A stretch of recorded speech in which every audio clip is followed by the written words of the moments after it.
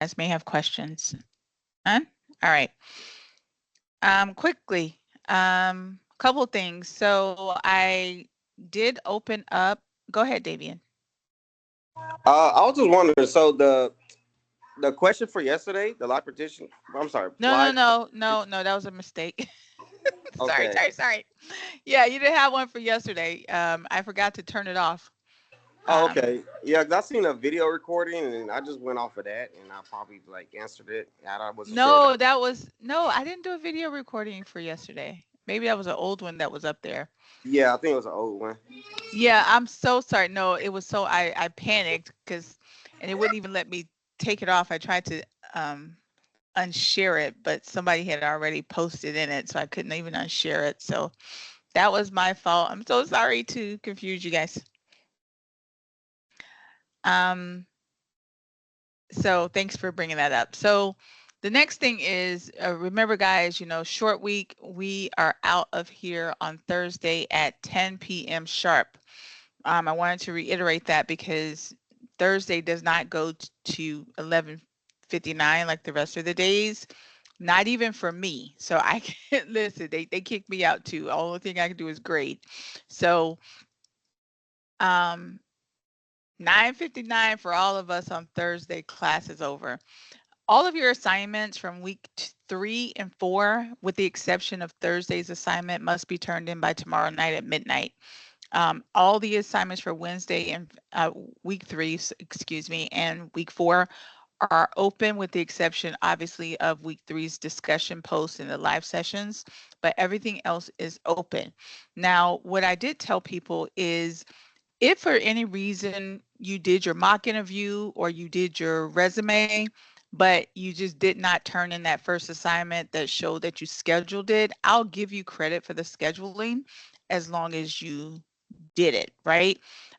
Also, I saw quite a few blanks for the thank you letters and the debrief. Like that is like a easy A, guys. Like so a lot of this stuff is, but really, if you did the mock interview, please go in and send that email. It takes like 3 sentences and hit the send button. Not that it's anyone here, because most people here do it, but please get that done. Please, please, please get that done. I hate taking off points. I really, really do. You know, let's just finish strong, okay? Please, please, please. Um, what else? I think that's it. Again, the final is open, so you can take the final at any time. You don't have to wait till Thursday. Um, between today, tomorrow, and Thursday, hopefully, I mean, this today may go over a little long, but not over a little long, but longer than what we're normally in here. But definitely on Wednesday and Thursday, we are going to be in and out, and Thursday is going to be even shorter. So just know that I don't want to spend a lot of time um, on live session. Not that we do anyway, but I know a lot of people have a lot of catch up work. And I really want to give you time to get things done, especially my night class, because I know you have other competing responsibilities. So I just wanted to make those quick announcements. Tonight, we're going to talk about your first day on the job. And so it'll be in chapter 13, and tomorrow we'll do chapter 14. Okay. All right. On the screen, you'll see something here. It's called imposter syndrome. Not sure if anybody's ever heard of that. Anybody ever heard of imposter syndrome before? It's common. It's a terminology just common for people that maybe, you know, you win an award. You're going to start your new job as an electrical engineer or as an electrician or a VA or or welder or whatever, right? And some of you may go in thinking, well, man, these people are real experts and I'm not a real expert, but they've given me this technician title.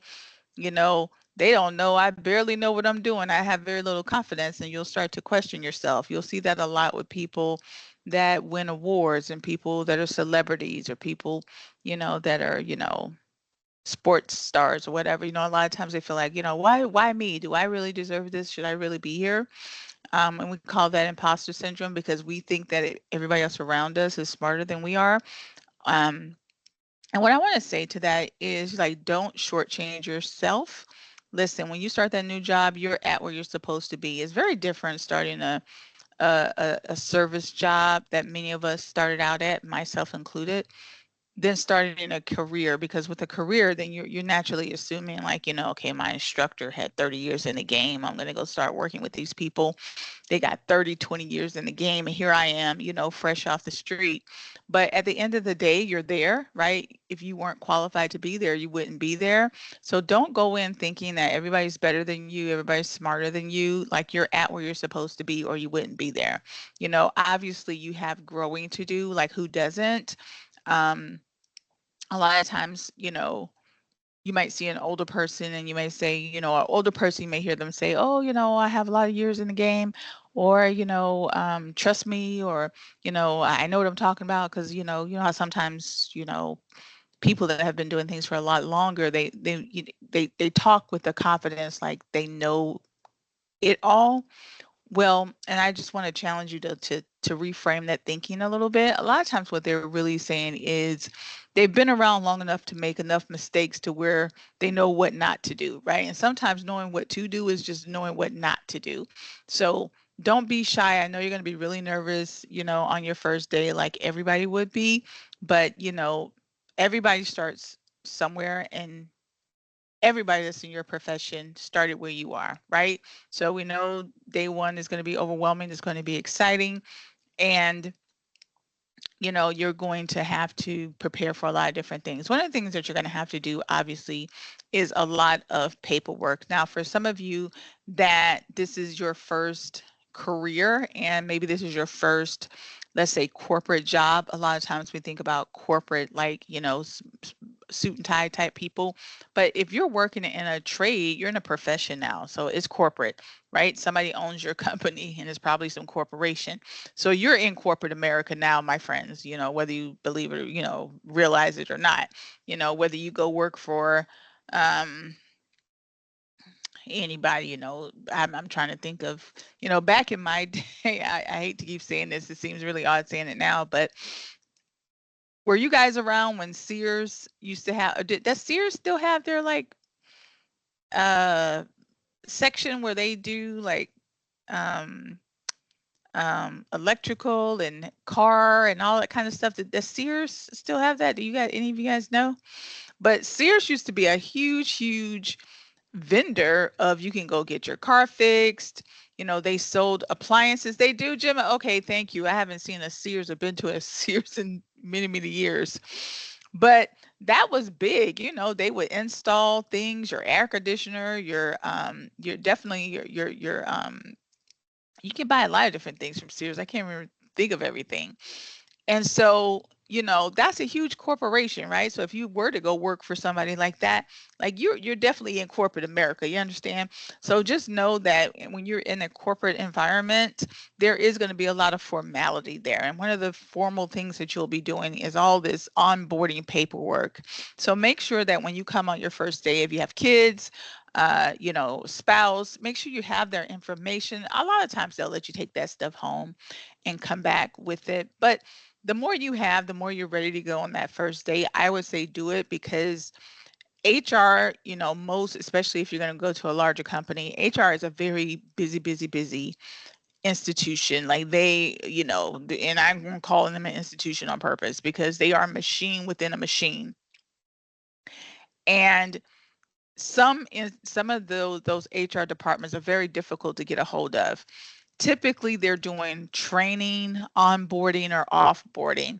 And so when you have their undivided attention, please use it wisely, especially if you're going to a larger company. Now, if you're going to a smaller company, then maybe that's not as important. But if you're going to be working remotely, because I know a lot of, probably welding, probably HVAC, probably all of you guys, if you're with a company that travels or that has to travel, they're taking projects out of state or out of town, you may not get an opportunity to be in the corporate office a lot. So make sure while you have those people's ear, that you do everything you need to do, ask all the questions that you need to ask. And in a minute, we'll talk about what some of those questions look like. We don't have to say be on time. We say be early, right? treat you like you're my little soldiers.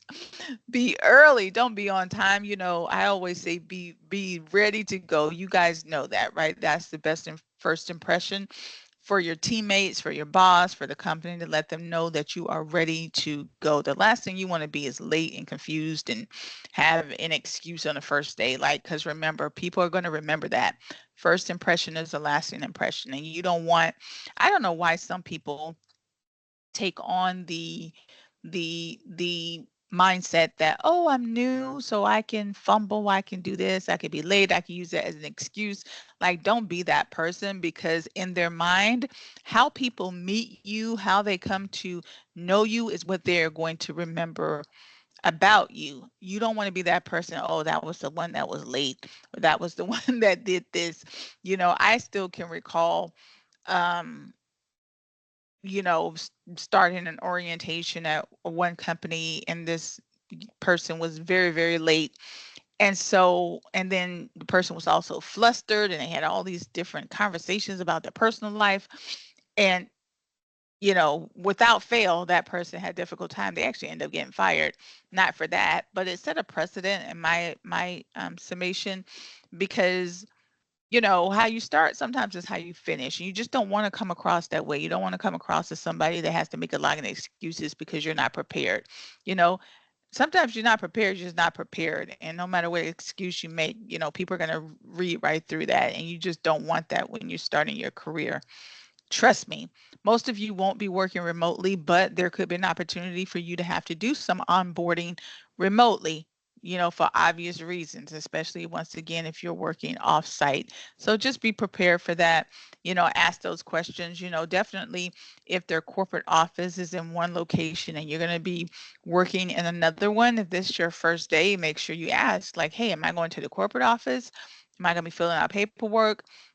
Yes, HR is supposed to tell you this stuff, but don't assume that they are the most astute people. Trust me, sometimes they're working with a lot of different people, and they may forget to tell you. Maybe they told somebody else, they thought they told you and they didn't. So you take the initiative and ask. You just don't want, again, to start out on the wrong foot. Obviously, again, if there's the health paperwork that you need to do, um, it's another good reason to have all that stuff on hand with you. For again, your children, your spouse, yourself, or whatever it is that you need. Like, you don't want to be like, oh, let me call my maid. I don't know. Oh, can I get back to you? Like, you don't want that drama. All right, just gonna put you guys. All right, so now, when you are in training, which is something else that typically will happen when you start, um, again, outside of orientation, starting that training, do not be afraid to ask questions. God, let me tell you, you have a grace period, yes, of course. What, a month, maybe sometimes 3 weeks, and during that training, it is your grace period. Be the person that asks questions, unless you really just don't have any questions. But don't be the person that says, oh, I'll just figure it out when I get to the job. Because, sometimes your coworkers and your managers don't like that. They don't like you to go through training, don't ask a question, and then when you're working, you're asking a million questions. I'll be honest with you. I hated people that did that. I hated when people do that. It's like you have all this training. The person that's training you, they're taking their time out to train you, and you're just going, uh-huh, uh-huh, uh-huh, and you're not asking any question. And then when it's time for you to actually do the work, you have a million questions. Like, do not start out your career that way, because in most corporate environments, training, especially on the job training, that's in addition to. It's not like these people that are training you, they're part of HR and that's all they do is train. A lot of times, if you're going to be shadowing someone else, if your coworker has to train you, if your manager has to train you, that's in addition to their day-to-day work.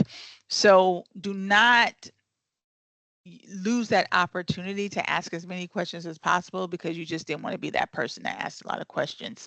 Now is your time to ask questions. People give you so much grace when you're starting out. So you want to make sure that by the time you start your first whatever assignment, that you know what you're doing, right? Again, that is going to stay in your supervisor's brain much more than you starting work and then asking 10 million questions because you weren't paying attention. So use the training wisely. That is my advice to you. Here's some training questions that you can ask. Obviously, all employees, you definitely should know, about the hours. Like, don't assume it's 9 to 5. It could be 8 to 4, 7 to 3. You never 10 to 6. Find out what your hours are. What do I do in case of emergency? If you have an emergency and you're off site, do you call your supervisor? If your supervisor is going to be there, do you have to clock out, clock in, like all that kind of stuff? Make sure that again, you may think that this is something that they should tell you. Trust me, no. I've been at jobs where it took me a month to get a security badge because somebody forgot to tell the security person that I existed. So you know what that meant? That meant for almost a month I had to stand outside and wait for the receptionist to come. Like, who wants to be that person, right? Or you asking the janitor to let you in the door. Like, you don't want to be that person. So trust me, it happens. Make sure you ask those questions. If there's a security, where do I get my badge?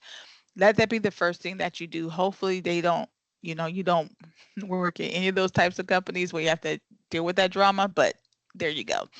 Obviously, if you're on site, if there's a building, a break room, you guys know that kind of stuff, right? Hopefully they walk you around so you don't have to walk around looking crazy. And then, if you're remote, which most of you won't be, but sometimes you may have to travel. Like, I do know of welders and electricians that travel, so you may want to ask about that. Is your travel covered? Am I going to have to front the costs and you're going to reimburse me? Are you prepared to do that? Right? Sometimes companies make assumptions that everybody has just a credit card lying around and they could go, make all these expenses and then you get reimbursed. Like, you want to know if you're taking on a job that's traveling, are you fronting the expenses and then they're reimbursing you? So make sure you know what that means. You can ask those questions during training, and technically, if you hear, I mean, it's not right to ask during an interview, but because you don't know if you have a job or not. Hopefully, you know why by now. But if somebody says you're going to be traveling, then I definitely would have in the back of my head, like, is it going to be reimbursable? Am I fronting the cost, or are they going to give me advance? Right? That may be important to some people. Now, when do you put your new job on social media? We talk so much about social media and the importance of networking. When do you actually put them on your social media? The book is go ahead, Davian. I was just asking, was there like I'm sorry, the slides coming up because it doesn't show the slides or anything on my end. Why y'all let me do all this jibber jabber and not tell me you can see the slides? Yeah, I thought it was me. I kept like trying to close it No, out. So I put it up. I don't know how it went away.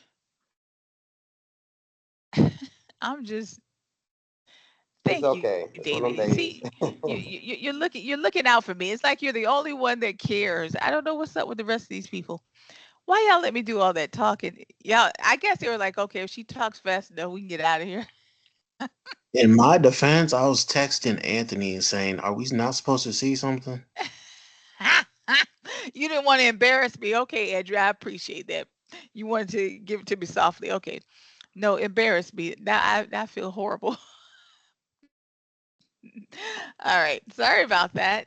Um, but so the only thing you need to see really is that this is the in the chapter 13, there's a little checklist there and it kind of talks about, all the different onboarding questions that you can ask. I like it again because you can make sure, for me, maybe it's just me, but I ask a lot of questions. Like, I'm not that person that gets on people's nerves. I know we all know that person, but no, but I do like to ask questions. Like, I'll have all my questions written down because if I'm not comfortable moving forward, I have the personality that will freeze up. Like I freeze. Like if I don't know which way to go, I don't go either way, right? I'm not that person that says I'm just going to start and figure it out. That's not my personality. My personality is I want to know exactly what I'm doing so I'm a visual person. I need to visually see it in my head, and then I'm very aggressive about it. So you know your personality, right? So for me, thinking of every question I need to ask so I'm comfortable is very important for me, right? You know yourself better than anybody. But so this is why this checklist would be helpful for a person with my personality. Now, when do you update your professional network? Well, now again, the book may tell you something different, and it's not a testable item. But for me, I wait at least 30 to 60 days. I need to make sure that this is a good fit. I need to make sure that, and I'm just going to say this too. If you're looking for a job, how many people are looking for a job? I forgot how many of you are graduating. Anybody in the job market now? Okay, Anthony. Well, Anthony, I'm sure, and Caitlin as well. I'm sure Caitlin and Anthony are applying to more than one company. Is that not true, guys? Give me a thumbs up. They could be applying to several, right?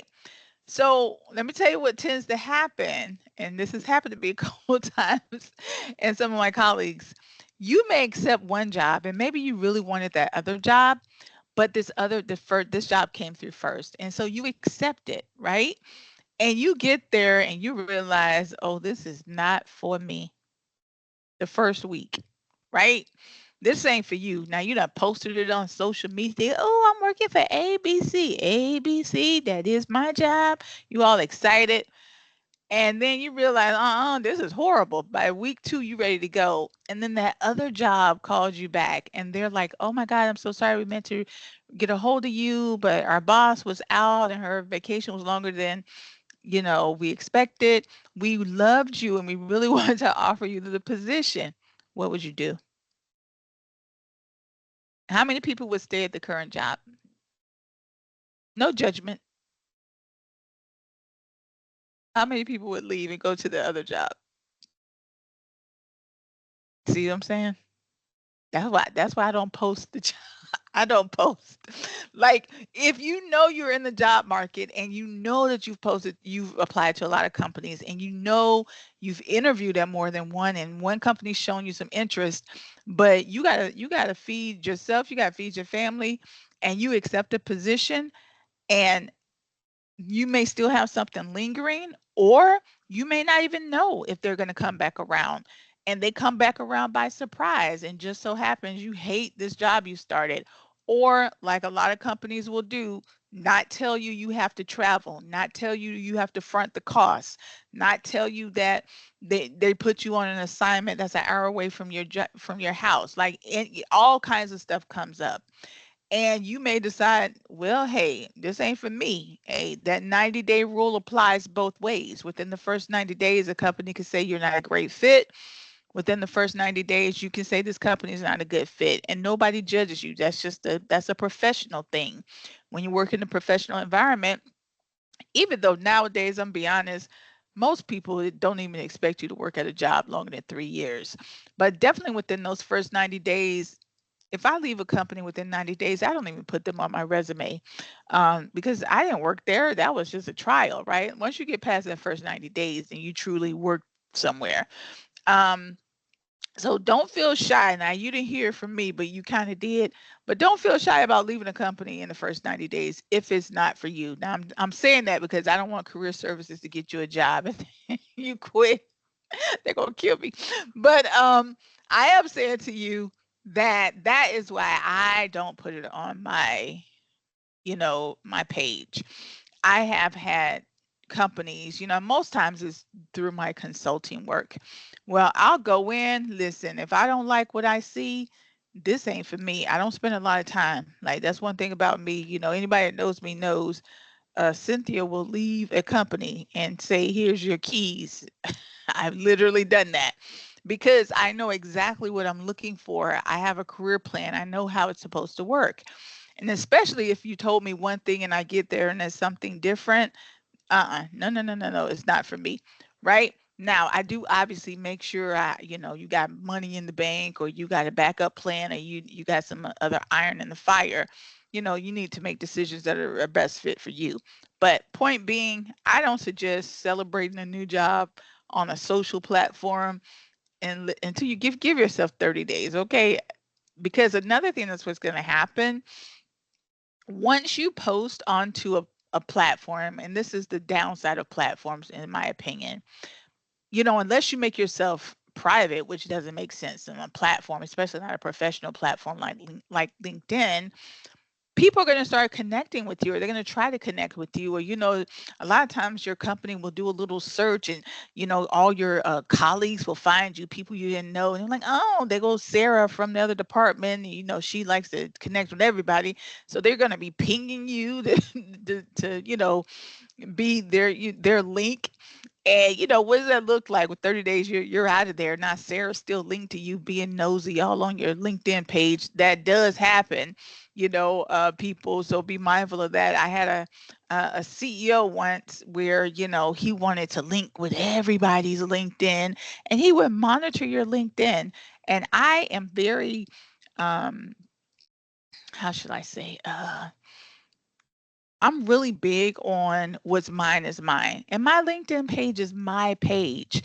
Once you get into your career, because like I told you, social media is a free marketplace for businesses. So one of the things they try to do is try to get you to promote them. Like, yes, if I want to promote, I work at this company, let that be my promotion for me, not you telling me I have to post every time on every time the company's doing something, they want you to post and be all connected. Hopefully you guys don't have any of those crazy companies, but you might, but I just don't like that because I'm there to promote myself. I have a career plan, and that LinkedIn is for me. It's not for you, whatever company that is. But that's another reason why I don't just like to throw them on my LinkedIn account right away. I like to wait it out to see, let me poke around this place to see if I like it, if I'm going to stay. So that's just my 2 cents on that. All right. Another big thing is performance evaluations. How many of you have had a performance evaluation before? Really big in corporate America. No one. Okay. Uh-oh. Okay. Thank you, SA. All right. Andrew, too. Okay. Let me tell you, my friends, welcome to career day, because in your career, you are going to have performance evaluations. Now, I'm going to give you a short version of how a performance evaluation should go. I don't want you going into your company judging them, but I'm going to tell you what should happen. At a really, really good, sophisticated company, within the first 30 to 60 days, they should sit you down and give you the company's objectives for really the year, but definitely like 5-year plan. If they can't give you a 5-year or 3-year plan, at least what you're doing for the first year. So it would look something like, oh, our company, we are $1 million company, a $5 million company, and we are looking to expand our market into the Southeast region. And so we are planning on getting 20 new business clients this year, right? That's the company plan. Your department is responsible for, excuse me, your department is responsible for, let's say, of that 25, right? Because maybe say there's more than your department. So your team has to do 5, but they say, okay, obviously that's not what you're doing because you're not going out there getting the clients. But what you have to do as part of that mission is to make sure that the clients that you do have great customer satisfaction. Make sure that the projects that you're on has zero deficiencies, zero effects, because these are going to be the new clients and we want to make a good impression. So your supervisor should at some point within those first 60 days give you your objectives for the year. So the company's objectives is to get 20 new clients. Your department is going to be working with 5 of the new ones. You specifically, as part of that mission, job is to maintain your current 95% satisfaction, whatever you're doing. Plus, make sure that when you're out on the job sites, you don't have any deficiencies that project the client can complain about. Right now, what does that do for you? That lets you know where you fit into the objectives, right? That lets you know exactly what you're supposed to do and how it fits into the corporate objectives. What should happen after that is you should have a midpoint review by your supervisor that says, okay, we laid out these objectives for you. Maybe it's you have 20 current customers, and when you service them, you got to make sure they get 95% rate. Maybe for the new project that you have, this could happen to any of you guys, welders, HVAC, VA, any of them. They want to make sure that you don't have any type of complaints, deficiencies, right? So they're going to check in with you, you know, 6 months in, see how you're doing. And then they're supposed to have a final evaluation in 12 months. Now, if everybody does their job, if you do your job and your supervisor does a midpoint review and they correct anything you're not doing and give you a thumbs up that you're doing great, at the end of the year, there should be no surprises, right? Because you know exactly what your objectives were for that year. You should have a great performance evaluation. Your supervisor should be saying, "Great job, Tommy. Here's what your raise is going to be for you doing such a good job," or here's what your allowance or your increase or whatever promotion, whatever they're going to give you, right? Because you don't always get a raise and you don't always get a promotion, but you could get some type of benefit at the end. Typically, a company will also say to you guys, "Hey, well, if we get our 20 new clients, everybody that has a great rating, like a satisfactory or above, will get a 2% bonus at the end," right? So even that, you should know what you're working towards. That is the ideal traditional step-by-step performance evaluation. Now, let me tell you what happens in real life. Most companies, especially those that are not sophisticated or they don't ever have an HR department, that HR department is not sophisticated enough, but they have this process called a performance evaluation. They'll wait to the end of the year and then they'll start to try to throw together there's something on paper because they just have to have it in your file that you have a performance evaluation. And they'll say to you, "Oh, give me a couple of bullet points of what you did throughout the year." That should be a red flag for you even at that company anyway.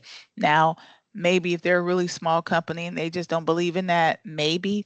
But even then, I would have a problem with it. So here's what you're gonna do. I said keep your Watergate file. Now, a Watergate is a scandal that happened in the presidential office years and years ago. But what we're dealing with now seems like nothing compared to what happened then. But um and we say, keep a Watergate file. So what does that mean? That means everything that you do that is of note, keep it in the file. Keep it, write it down. Oh, Gemma, Caitlin's out, unexpectedly, and we're gonna need you to cover the last 2 weeks of her project. Oh, no problem. Write that down. On November 5th, had to cover, a extra project. Write that down. Oh, um, Davian, we know we said that we didn't need you for this project, and I know you're wrapping up your old project, but we're going to need you to cover both of these projects. It's only for a week. Do you mind? Oh, no, I don't write. I don't mind at all. Let me go ahead and write this down. Write it down, what you're doing, what's going to happen. At the end of the year, especially for those types of companies that didn't give you any type of objectives, that um, doesn't have a good performance evaluation, and they just throw it on you because most companies want to have it, but a lot of times they just use it to put in your file. They'll say, "Oh, Davian, give me 4 or 5 bullet points of what you did throughout the year." No problem. Let me go to my file. Or hopefully it doesn't happen to you. You may have a supervisor who gets in their feelings, and maybe they didn't like the work that you performed, but you've been thinking the whole year that you've been doing great.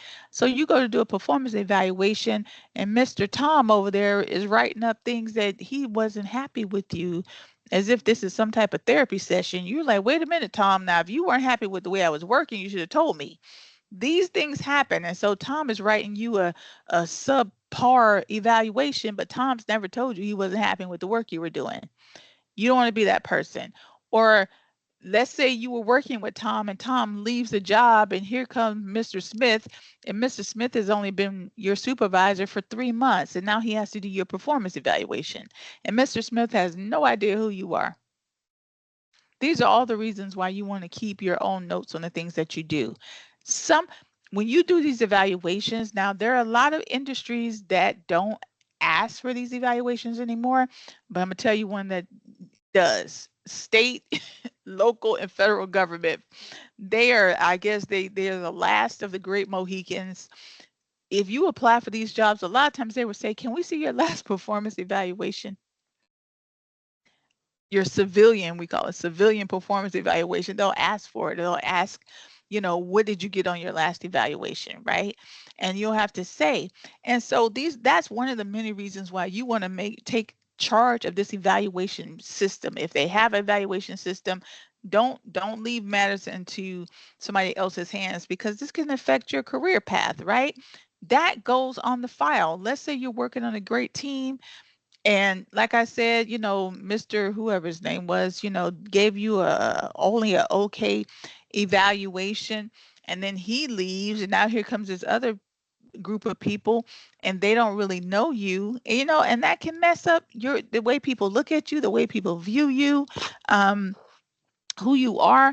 So you keep your own file, right? And when you do your evaluation, and you'll learn more about this, you can put your own notes on your evaluation, right? A lot of, like I said, a lot of companies that just try to make it as a paper trail, and then they're not really thinking about how it's going to affect you and your career down the road.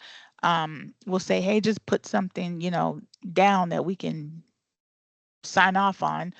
That's why you want to have your own notes on the things that you do. So that's my hint to you. You'll learn a lot more about evaluations as you go along. Obviously, etiquette, we've been talking about etiquette all um, throughout the whole class, whether it's workplace etiquette, social media etiquette, how do you engage, from an etiquette perspective in your writing. This is going to be a big deal, guys. People expect you to behave a certain way when you are corporate, right?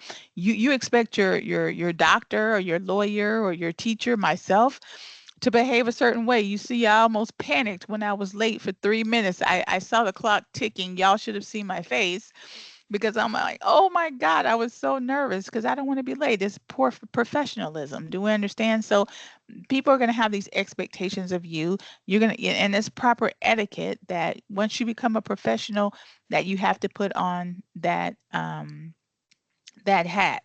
Not to say we don't expect people that work at McDonald's to not be professional, but our standards are a little different, right? Hopefully, your standards for me may be a little bit different than the girl in the drive-through, right? So, people are going to have these expectations of you once you become a professional, which you guys are now. Workplace safety is a big, big deal for all of you. Y'all are going to get so much training on safety. My goodness, you're going to get all kinds of safety, OSHA, and all the other ones that, are part of your respective industries. You're probably going to get a lot of safety training within the first month at your companies, and safety is going to be critically important, right? So I know when I was in the military and we had to deal with weapons and, ammunition, all kinds of stuff, we got a lot of, safety training. So I can imagine for those of you that are dealing with anything that, is critical. You're going to get a lot of training, but I'm sure your instructors have told you about that. Ergonomics, you don't know how, guys don't have to worry about that too much. You won't be doing too much of sitting down, unless maybe the VA people may have to do a lot of writing. You know, you can't get injured doing this. Now, I got carpal tunnel. Anybody ever heard of carpal tunnel before? Like, I actually got hurt because I used to type so much, and nothing is more painful than having your wrists freeze up. When I tell you pain, it has you in tears. You don't know how important your wrists are until you need them. That is, and people have to get surgery behind that, So I had it really, really bad in my 20s. So that's a real deal. That's why they got ergonomics and all this stuff now, because people's backs and legs and their wrists, their eyesight, everything. You wouldn't think there were so many hazards from having a desk job, but there is. All right. Now I kind of ran through that because I was going longer than I wanted to go. But here is your live conference question for today. I want to know, what is your biggest first date anxiety? And explain in detail. Just don't say be late. Being late. Now I know, but what do you mean by that? Well, maybe it's your kid's first day of school or last day of school right about now, and you have this, obstacle in your way, and that your biggest anxiety is that maybe that could somehow affect the job that you take or whatever, right? What is your biggest anxiety? And just explain it for me. Any questions, my friends?